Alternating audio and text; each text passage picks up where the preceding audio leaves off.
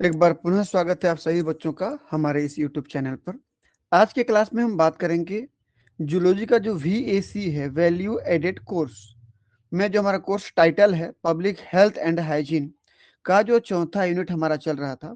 इसमें हम बात कर रहे थे फर्स्ट एड यानी कि प्राथमिक उपचार के बारे में। प्राथमिक उपचार में सबसे पहले हमने इलेक्ट्रोक्वेशन पढ़ लिया था, रोड एक्सीडेंट के बारे में चर्चा कर लिया था, बर्न के बारे में कर लिया था, लाइटनिंग स्ट्राइक के बारे में कर लिया था।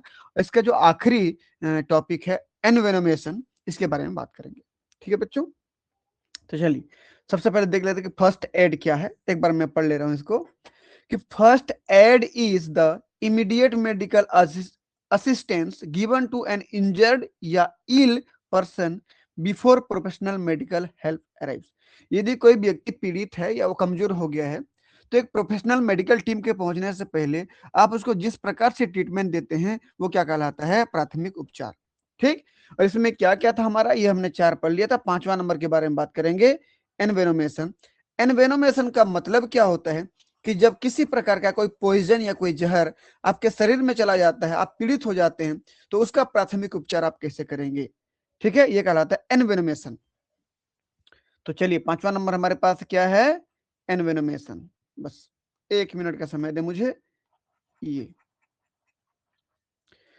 कमेंट के हिसाब से हम पढ़ते जाते हैं। देखिए, envenomation is the poisoning from the injection of venom.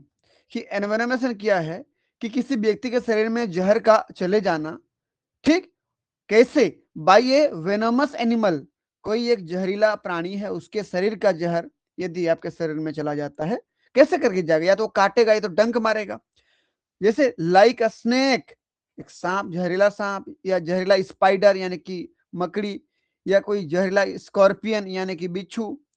Typically through a bite या स्टिंग, यदि ये जहरीले प्राणी आपको काटते हैं या डंक मार देते हैं तो आपके शरीर में ये जहर चला जाता है। Involving toxic substances that cause local pain, जैसे ही आपके बॉडी में ये टॉक्सिक मटेरियल चला गया उस जगह पर बहुत ज्यादा दर्द होने लगेगा, उस एरिया में जहां पर डंक मारा या काटा गया है वहां फूल जाएगा, स्वेलिंग हो जाएगा, एंड सीवियर सिस्टमिक इफेक्ट, और धीरे धीरे हमारे शरीर के अलग अलग सिस्टम इफेक्ट होने लगेंगे। हो सकता है नर्वस सिस्टम इफेक्ट हो जाए, सर्कुलेटरी सिस्टम इफेक्ट हो जाए, रेस्पिरेटरी सिस्टम इफेक्ट हो जाए, कुल मिला के फाइनली पैरालिसिस हो जाए।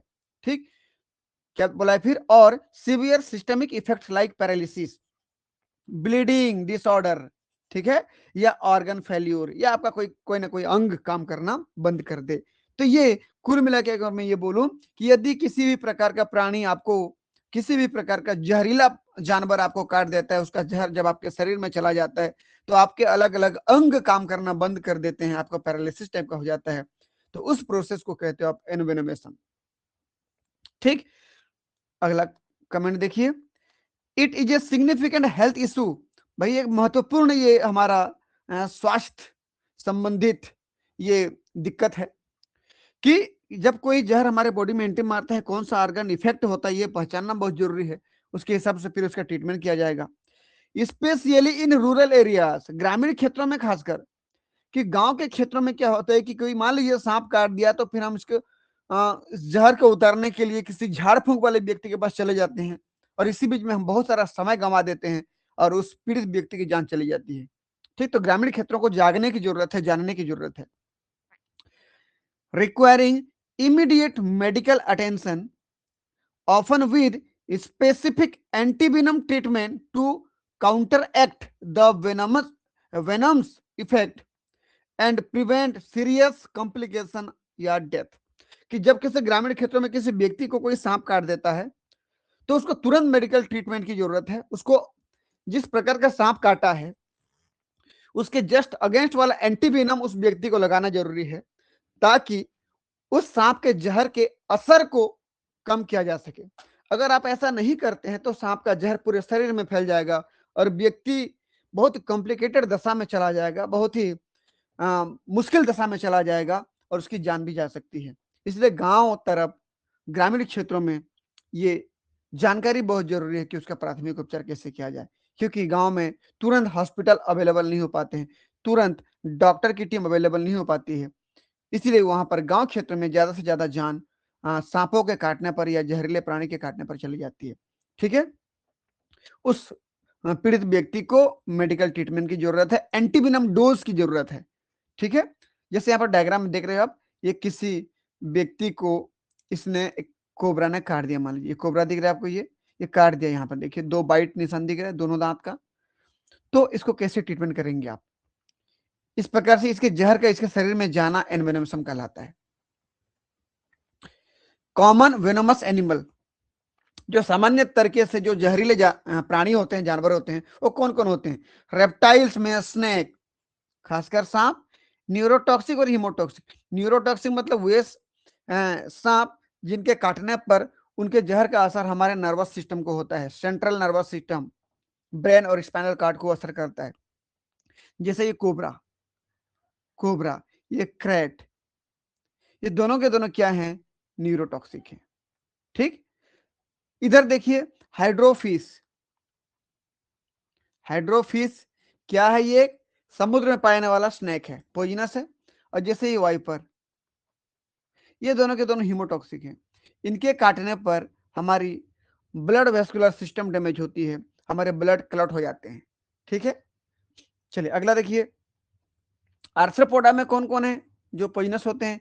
स्पाइडर, स्कॉर्पियन, मकड़ी, बिच्छू, मधुमक्खी, बीज यानी मधुमक्खी है ना, वेस्प यानी ततैया, और एंड्स यानी चींटी, ये सब पॉइजनस होते हैं। ठीक, मतलब सभी स्पीसीज तो नहीं होते, कुछ स्पीसीज तो मुख्य तौर पर पॉइजनस होते हैं जिनके काटने पर हमको तकलीफ होती है। अगला, मेराइन लाइफ में फिश, समुद्र में पाने वाले मछलियां जैसे डायोडॉन, टेट्राडॉन मछलियां, ये न्यूरोटॉक्सिक होते हैं। डायोडॉन, टेट्राडॉन मछलियां जो है न्यूरोटॉक्सिक होते हैं। ये हो गया। ये जेली फिश देखिए, ये भी पॉइजनस होते हैं। ये एनिमोन, ये भी पॉइजनस होते हैं, जिसको सी एनिमोन के नाम से जानते हो। ये सभी पॉइजनस एनिमल है, इनके काटने पर हमको प्राथमिक उपचार किस प्रकार से देना है उसके बारे में हमको बात करना है। तो किसी एक एनिमल को हम टारगेट लेके चलते हैं। मान लीजिए मतलब किसी को सांप ने काटा, कोबरा ने काटा मान लीजिए, तो उसको हम किस प्रकार से ट्रीटमेंट देंगे? देख लीजिए, general snake bite first aid, कि जब कोई सांप काटता है तो उसका जनरल तरीके से किस प्रकार से हम उसका ट्रीटमेंट देंगे? Apply if safe to do so. ठीक, किस प्रकार से सेफली उस पीड़ित व्यक्ति को हम ट्रीटमेंट देंगे, कैसे उसके ऊपर अप्लाई करेंगे ट्रीटमेंट, तो ध्यान से देखिएगा। पहला, call emergency service, get professional help immediately. भाई जब भी किसी व्यक्ति को सांप काटता है तो सबसे पहला काम तो आप अपने उस क्षेत्र के, उस एरिया के किसको फोन कर लेंगे? जो इमरजेंसी टीम आती है, जैसे हर क्षेत्र का अलग अलग इमरजेंसी टीम होता है भाई। ठीक, तो जैसे हमारे एरिया का 108 ये इमरजेंसी हेल्प है, इमरजेंसी हेल्प। इसमें गवर्नमेंट हॉस्पिटल से जो डॉक्टर्स होते हैं उनकी टीम होती है, मेडिकल की जो टीम होती है वो पूरे एम्बुलेंस में पहुंच जाती है। तो इसमें कॉल किया जाता है। आप अपने अपने क्षेत्र का देख लीजिए। ठीक, अगला हमारे पास क्या, स्टे काम एंड स्टिल, कि जिस व्यक्ति को सांप ने काटा है, मान लीजिए सांप ने काटा है, उस व्यक्ति को सबसे पहले तो शांत रहने के लिए बोलिए। उसको ज्यादा उत्तेजित होने की जरूरत नहीं है, उत्तेजित होगा तो जहर जल्दी फैल जाएगा। उस व्यक्ति को शांत रखिए, स्टिल मतलब स्थिर रखिए, उसको ज्यादा हाथ पैर मारने की जरूरत नहीं है। जिस अंग को काटा है उस अंग को स्थिर रखने का प्रयास करिए, और उसको अच्छे अच्छे शब्दों से उसको इस प्रकार से आश्वासन दीजिए कि उसको कुछ नहीं होगा, सब ठीक हो जाएगा। अगर उसको आप डरा दोगे, भयभीत हो जाएगा और डर के मारे मर जाएगा। तो सबसे पहले क्या करना है, सांप काटे हुए व्यक्ति को बहुत अच्छे तरीके से बात करना है, उसको डराना नहीं है, उसके आत्मविश्वास को बढ़ाना है, उसको स्थिर रहने के लिए बोलना है, उत्तेजित होने की जरूरत नहीं है। क्योंकि अगर वो स्थिर नहीं रहा, हलचल किया, उत्तेजित हो गया, तो जहर जल्दी फैल जाएंगे। ठीक, तो reassure the victim and keep them as still as possible to slow venom spread. क्या बोल रहा है कि उस विक्टिम को, उस पीड़ित व्यक्ति को आश्वासन दीजिए और उसको शांत रहने के लिए बोले, स्थिर रहने के लिए बोलिए, ताकि जहर बहुत ज्यादा न फैले। ठीक, तो पहला काम तो उसको बिल्कुल शांत रखना है, उत्तेजित नहीं होने देना है, ज्यादा हलचल नहीं करने देना है। सबसे पहला काम तो फोन करना था भाई इमरजेंसी टीम के लिए, है ना, 108 में फोन करिए। फिर दूसरा में उसको शांत रखना था। तीसरा नंबर इमोबिलाइज, अभी बोला हूं उस व्यक्ति को स्थिर रखिए, ज्यादा हलचल करने मत दीजिए। यूज ए स्प्लिंट या sling to keep the bitten limb from moving, this slow venom absorption. मान लीजिए किसी व्यक्ति के हाथ में किसी सांप ने काटा है, मान लीजिए यहां पर काट दिया, यहां पर ये डायग्राम देख सकते हैं आप, यहां पर सांप ने काटा है, तो उसको क्या करेंगे, इस प्रकार से बांध दीजिए, इस प्रकार से बांध दीजिए। ये स्प्लिंट या स्लिंग कहलाता है, ये जो बांधे हैं स्प्लिंट या स्लिंग। ऐसे करने पर क्या हो गया, हाथों में हलचल नहीं होगी, हाथ एक जगह पे, और लिम्ब जिसमें सांप काटा है वो चुपचाप चिपका होगा एक जगह पे, तो चिपका होगा तो जहर धीरे धीरे फैलेगा। अगर ये खुला हो गया, हाथ पैर ऊपर नीचे होगा, तो बहुत जल्दी जहर फैल जाएगा। तो सबसे पहले क्या कर देंगे, उस लिम्ब को, उस भुजा को अच्छे से बांध दीजिए, ठीक, ताकि जहर धीरे धीरे फैले। अगला, रिमूव टाइट आइटम्स। यदि मान लीजिए हाथों में कुछ पहना हुआ था, जैसे कड़ा पहना हुआ है, रिंग पहने हुए हैं, या कुछ और मेटल के कुछ न कुछ मटेरियल पहने हुए हैं, तो उसको निकाल दीजिए, क्योंकि हो सकता है सांप काटने के बाद कुछ समय बाद वहां पर सूजन आ जाए, स्वेलिंग आ जाए, फूल जाए, फिर उसको निकालना मुश्किल हो जाएगा। ठीक, देखिए, टेक ऑफ रिंग्स, वॉचेस यानी घड़ियां, घड़ी पहना तो भी निकाल दीजिए।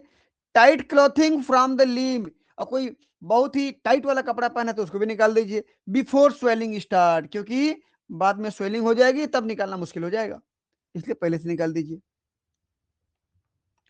अगला हमारे पास 5वां नंबर पे क्या, देखिए, apply pressure bandage for neurotoxic snake. अगर न्यूरोटॉक्सिक स्नेक ने काटा है, कि वह सांप ने काटा जिसमें हमारा nervous system, central nervous system, brain और स्पाइनल कार्ड यदि हमारा डैमेज हो रहा है, तो वैसा सांप ने काटा है जैसे कोबरा और क्रेट ने काटा है, तो उसमें हम प्रेशर बैंडेज का इस्तेमाल कर सकते हैं। जैसे यहाँ पे काटा है, तो हम उसके जस्ट ऊपर में, यहाँ पर हाथ में बैंडेज को थोड़ा टाइट करके बांध सकते हैं, बैंडेज, चिपकने वाला बैंडेज को थोड़ा टाइट करके बांध सकते हैं, ताकि जहर जल्दी जल्दी ना फैले। बहुत ज्यादा टाइट नहीं करना है, एकदम टाइट करके नहीं बांधना है, ब्लड सर्कुलेशन रुक जाएगी तो इतना एरिया पूरा डैमेज हो जाएगा, फिर याद रखना। तो इसलिए चिपकने वाला बैंडेज इस्तेमाल करिए, थोड़ा जहर के फैलने की स्पीड को कम कर सकते हैं।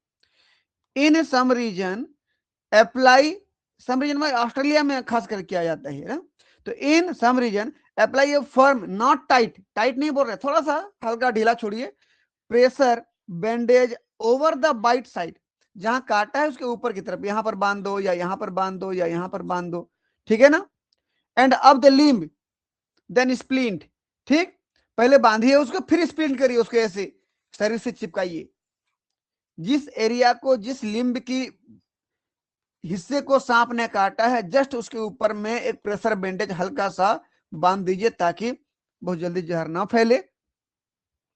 जिसे उंगली में काटा है, तो उंगली के जस्ट ऊपर या यहाँ पर कलाई में बांध दीजिए ऐसे करके, फिर स्प्लिंट करिए उसको, ऐसे झुला दीजिए, शरीर में बांध दीजिए उसको ऐसे, ठीक है, ताकि वो स्थिर रहे।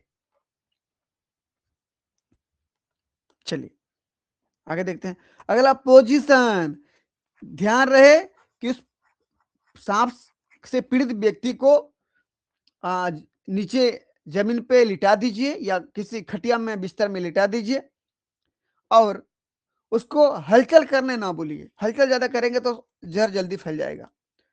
ले the person down, keep the bitten area still and at a neutral level of possible, कि उसके काटे हुए एरिया को स्थिर रखिए, उसको ज्यादा हिलाई डुलाई नहीं, और उसको शांत बिस्तर पे लिटा दीजिए, और मेडिकल की टीम के आने का इंतजार करिए, या फिर आप खुद पहुंचा दीजिए हॉस्पिटल। अगला, transport, get the person to a hospital as soon as possible, बहुत जल्दी हॉस्पिटल पहुंचाने का प्रयास करिए, क्योंकि सांप का जो असर है वो जल्दी फैल जाएगा, तो बहुत दिक्कत हो जाएगा, बाद में कॉम्प्लिकेशन बढ़ जाएगा। ठीक, चलिए भाई, ये हम अपने तरीके से कर सकते थे। क्या क्या नहीं करना चाहिए वो देखिए।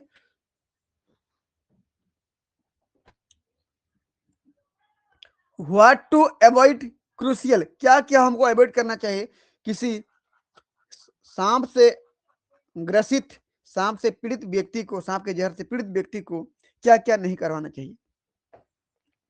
No tourniquets, don't use tight bandage, arterial tourniquet, they can cause severe tissue damage. ये देखिए एकदम टाइट नहीं बांधना चाहिए, एकदम टाइट गठान नहीं बांधना चाहिए। मान लीजिए सांप ने यहाँ काटा है तो एकदम टाइट नहीं बांधना चाहिए, बल्कि एक प्रेशर बैंडेज हल्का सा थोड़ा सा इतना चिपकाइए कि ब्लड का फ्लो होता रहे। अगर बहुत टाइट बांध देंगे ब्लड सप्लाई नहीं होगी, पूरा ये अंग खत्म हो जाएगा। ठीक है, चलिए अगला देखिए, डोंट यूज टाइट बैंडेज और arterial tourniquet, they can cause severe tissue damage. पढ़ लिया हमने इसको। अगला, नो कटिंग या शकिंग, जहां पर सांप ने काटा, जैसे देखिए ये सांप ने काटा था यहां पर, बस थोड़ा सा,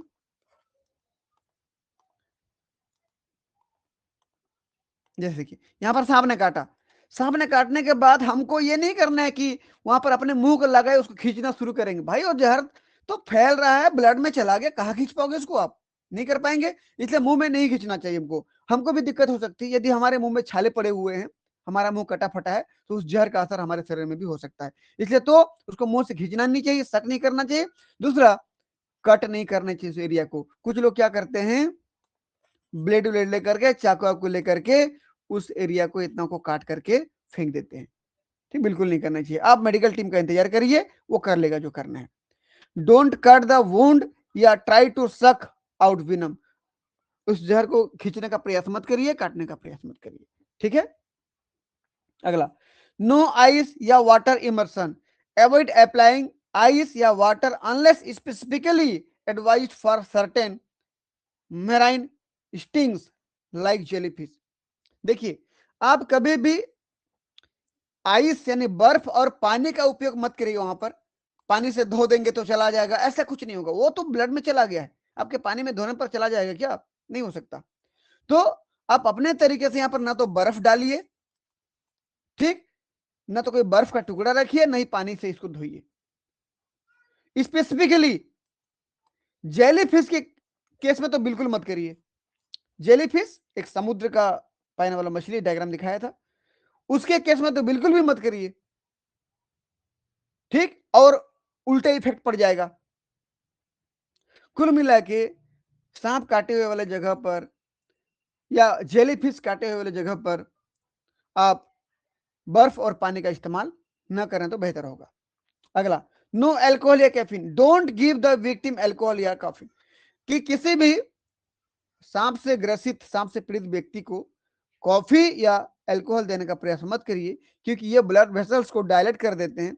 ब्लड वेसल डायलेट हो जाएगा तो क्या होगा, बहुत जल्दी पॉइजन फैल जाएगा पूरी बॉडी में, जहर फैल जाएगा। ठीक है, अगला, no unproven remedies, avoid herbal treatment और अनप्रूवन मेथड।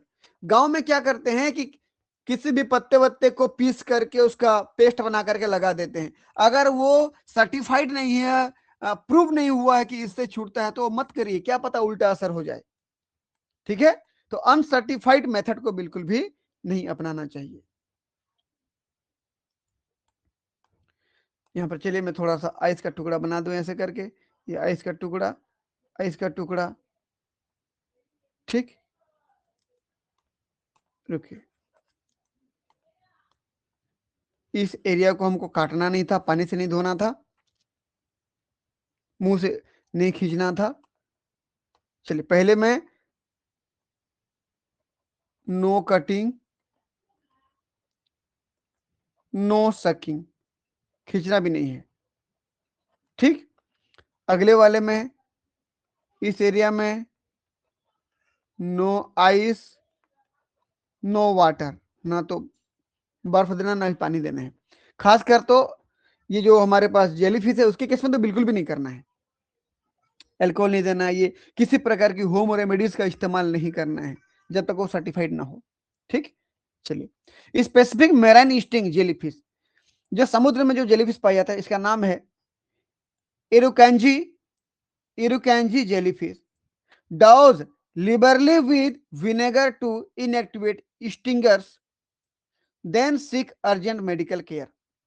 ठीक, कहने का मतलब क्या, देखिए ये हमारा वो जेलीफिश है, इरुकैंजी जेलीफिश, कि ये जो जेलीफिश जहां पे होते हैं उस एरिया में यदि विनेगर का छिड़काव कर देते हैं आप, तो ये जेलीफिश वहां से भाग जाते हैं। फिर क्योंकि भाई कोई व्यक्ति यदि उसको जेलीफिश ने काट दिया, पानी में किसी किनारे पर तैर रहा है, पड़ा हुआ मिला है, आसपास जेलीफिश है, तो क्या करोगे आप? विनेगर का छिड़काव कर लीजिए उसके आसपास, सारे जेलीफिश भाग जाएंगे। फिर उस व्यक्ति को उठाइए, सीधा डॉक्टर पास लेके जाइए। ठीक, तो किसका अप्लाई करना है? विनेगर का अप्लाई करना है, इसको याद रखना। ये विनेगर यानी कि सिरका होता है ना। अगला, when in doubt get medical help. आपको जब डाउट होता है कि सांप ने काटा है, किसने काटा है और कैसा सांप ने काटा है, पोइनस है कि नॉन पोइनस है, जब डाउट में है तो बिल्कुल मेडिकल का हेल्प लीजिए, डॉक्टर की टीम का हेल्प लीजिए। देखिए, always try to safely identify the snake.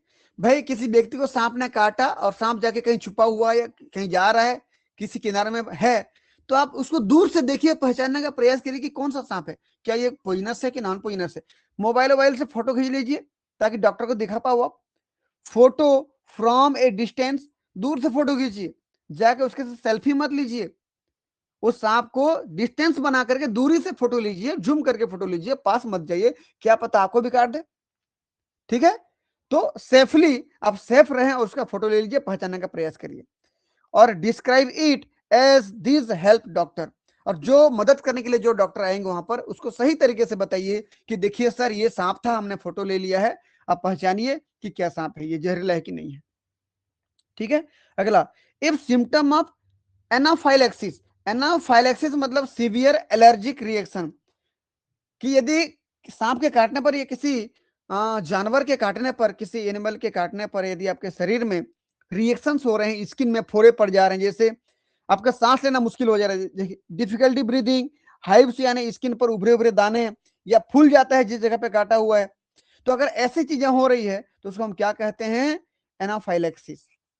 अगर ऐसी स्थिति है, किसी व्यक्ति को सांप ने काटा, उसके शरीर पर रिएक्शन देखने को मिल रहा है, एलर्जी हो रहा है उसको, तो उसके लिए बहुत जबरदस्त दवा है जो मेडिकल में मिलता है, use N epinephrine auto injector.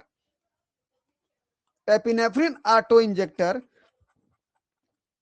ये यदि अवेलेबल है उसके आसपास के मेडिकल में, इसको जरूर लगा दीजिए। इसको थाई में लगाते हैं, थाई यानी कि जांग के आसपास लगाते हैं। इससे क्या होता है कि वो जो पेशेंट जिसको एलर्जिक रिएक्शन हो रहा था, वो धीरे धीरे कम हो जाता है। ठीक, and call for emergency help, और इमरजेंसी हेल्प को जल्दी बुलाइए या आप उसको पहुंचा दीजिए मेडिकल के पास। ये देखिए हमारे पास डायग्राम देख सकते हैं, ये जेलीफिश है, ये कोई सांप था, आप फोटो ले लीजिए, इसका दूर से फोटो लीजिए।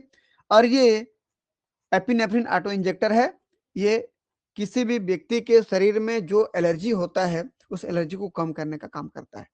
ठीक है बच्चों, तो ये था हमारा आज का टॉपिक, वेनोमेशन का जो फर्स्ट एड या प्राथमिक उपचार कैसे करेंगे। हमारा ये वीडियो आपको कैसे लगा कमेंट बॉक्स पे जरूर बताएं। यदि वीडियो पे आप नए हैं तो हमारे चैनल को सब्सक्राइब कर लें, वीडियो को अपने दोस्तों के बीच में शेयर करें ताकि उनको भी इस प्रकार की वीडियो का लाभ मिलता रहे। हम आगे और भी आने वाले सेमेस्टर के नए नए वीडियो बनाएंगे, उसके भी आपको लाभ मिलता रहे। मिलते बच्चों नए क्लास में, तब तक के लिए बहुत बहुत धन्यवाद। Thank you.